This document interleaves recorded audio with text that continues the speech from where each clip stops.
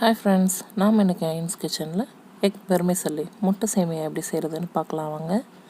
அதுக்கு நான் medium size பல்லாரியில் ஒன்று நறுக்கி வச்சுருக்கேன். தக்காளி ஒரு சின்ன சைஸில், பச்சை மிளகாய் 2, மல்லி இலை கருவேப்பிலை தேவையான அளவு எடுத்துக்கலாம். இஞ்சி பூண்டு 1 டீஸ்பூன், வெர்மிசெல்லி 350 கிராம் எடுத்துருக்கேங்க. முட்டை 4.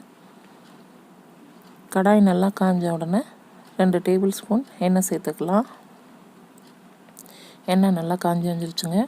இப்போ நம்மளோட வெங்காயத்தை சேர்த்துட்டு இப்போவே நான் சேமியாவுக்கு தேவையான அளவு உப்பையும் சேர்த்துட்றேங்க. வெங்காயம் நல்லா வதங்கட்டும். ஒரு 3 நிமிஷம் நல்லா சாட்டே பண்ணலாம். டிரான்ஸ்பரண்ட் ஆகிடுச்சு. இப்போ நம்ம curry leaves, coriander leaves, green chilli add பண்ணிவிட்டு நல்லா இன்னும் ஒரு 2 நிமிஷம் சாட்டே பண்ணலாங்க. இப்போ நம்ம தக்காளியையும் சேர்த்துட்டு அதையும் ஒரு 3 நிமிஷத்துக்கு நல்லா அது மை மாதிரி வர்ற அளவுக்கு வதக்கிக்கிட்டே இருப்போம். அது நல்லா இப்போ வதங்கிடுச்சு. இப்போ நம்ம இஞ்சி பூண்டு எடுத்து வச்சுருக்கோம் இல்லையா, அதையும் சேர்த்துடலாம். இது நல்லா வதங்கணுங்க.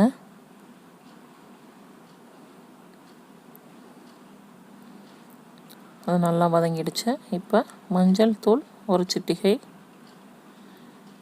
கரம் மசாலா 1/2 டீஸ்பூன், கறி மசாலா 1 டீஸ்பூன். கறி மசாலானா நீங்கள் சிக்கன் மசாலாவோ மட்டன் மசாலாவோ இல்லை வேறு ஏதாவது மசாலா வச்சுருந்தீங்கன்னா கூட கறி குழம்புக்கு போடுறது அதையே சேர்த்துக்கலாம். அதை போட்டுட்டு நல்லா வதக்கிக்குங்க. அது நல்லா இப்போ வதங்கிடுச்சுங்க. இதில் நம்ம 500 ml தண்ணி சேர்த்துக்கலாம். 350 கிராம் வெர்மிசெல்லிக்கு 500 ml தண்ணி சேர்த்துருக்கேங்க. உப்பு மசாலாலாம் போதுமான்னு நீங்கள் இப்போ ஒரு தடவை செக் பண்ணி பார்த்துக்குங்க. நம்ம இன்னொரு பக்கம் அடுப்பில் கடாயை நல்லா காய வச்சுட்டு 1 டீஸ்பூன் எண்ணெய் சேர்த்துட்டு 4 முட்டையில் உப்பு சேர்த்து வச்சுருக்கேன். அதை நல்லா கிண்டிக்கலாம். ரொம்ப கிண்டிக்கிட்டே இருக்கணும்லாம் அவசியம் இல்லைங்க. லைட்டாக இது மாதிரி உதிரியாக வந்தோடனே நம்ம எடுத்துடலாம். இப்போ நம்மளோட தண்ணி கொதிச்சிருச்சு. இதில் நம்ம சேமியாவை சேர்த்துடலாம். சேமியாவை சேர்த்துட்டு ஒரு 4 நிமிஷம் மீடியம் ஃப்ளேமில் வச்சு கிளறிக்கிட்டே இருப்போங்க.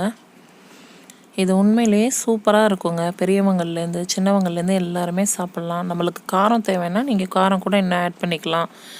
அருமையாக செரிமானம் ஆகிடும். எந்த ஒரு ப்ராப்ளமுமே இதனால் வராதுங்க. இது 3/4 ஸ்டேஜ் வந்ததுக்கப்புறம் நம்ம இப்போ இதில் முட்டையை சேர்த்துடலாம். இப்போ நம்மளோட எக் வெர்மிசெல்லி பக்காவாக ரெடி ஆகிடுச்சுங்க. நீங்கள் ஒரு தடவை உங்கள் வீட்டில் ட்ரை பண்ணி பாருங்கள். ட்ரை பண்ணி பார்த்துட்டு உங்கள் கமெண்ட்ஸை எங்களுக்கு சொல்லுங்கள். எங்கள் சேனல் உங்களுக்கு பிடிச்சிருந்ததுன்னா சப்ஸ்கிரைப் பண்ணுங்கள், கமெண்ட் பண்ணுங்கள், பெல் ஐக்கானை கிளிக் பண்ணுங்கள்.